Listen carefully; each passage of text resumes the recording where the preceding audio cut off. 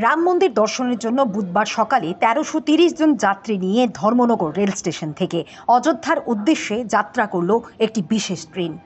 এই উপলক্ষে এদিন সকালে ধর্মনগর রেল স্টেশনে রাম ভক্তদের নিয়ে এক সভা অনুষ্ঠিত হয়।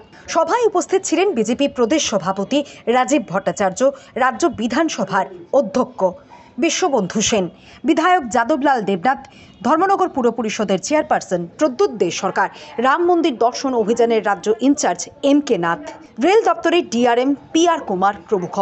এদিন ধর্মনগর রেল স্টেশন থেকে অযোধ্যায় বিশেষ আস্থা ট্রেনের সূচনা করলেন প্রদেশ সভাপতি রাজীব ভট্টাচার্য। সঙ্গে ছিলেন উপস্থিত অতিথিরা। আমার পূর্ববর্তী বক্তারা সুন্দরভাবে তুলে ধরেছেন, কারণ ট্রেন ছাড়ারও মোটামুটি সময় হয়ে গেছে। কাজে আমি ছোট্ট করে দুই একটা কথা বলেই আমার বক্তব্য বিরাম দেব। মাননীয় বিশ্ববন্ধু সেন বলছিলেন যে রাম আমাদের কাছে আস্থা। আমরা যারা সনাতন ধর্মে বিশ্বাস করি, আমাদের এই রাম আমাদের কাছে আস্থা, বিশ্বাস। দীর্ঘ প্রায় ৫০০ বছর ধরে আমাদের এই পরম অধ্যায় রাম তার নিজ জায়গায় প্রতিষ্ঠিত হবে। দীর্ঘ পথ অতিক্রান্ত করে আমাদের দেশের যশস্বী প্রধানমন্ত্রীর নেতৃত্বে গত ২২শে জানুয়ারি আমাদের এই সনাতন ধর্মের প্রাণ পুরুষ ভগবান শ্রী রামের সেই প্রাণ প্রতিষ্ঠা সেখানে হয়েছে, যেটা আমরা সব ইমানের সঙ্গে আমরা গর্ব করে বলতে পারি। এটা আমাদের কাছে একটা আস্থা, বিশ্বাস।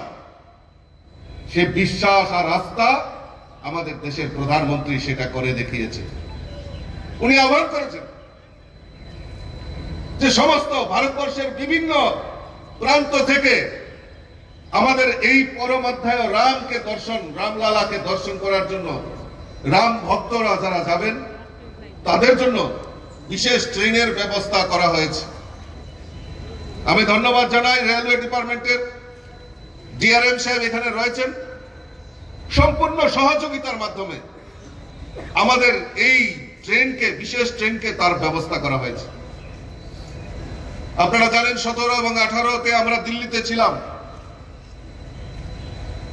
তখন আমাদের কাছে এই সাবরুম থেকে রেল চলবে কি না চলবে আমাদের কাছে একটা অনিশ্চয়তা ছিল।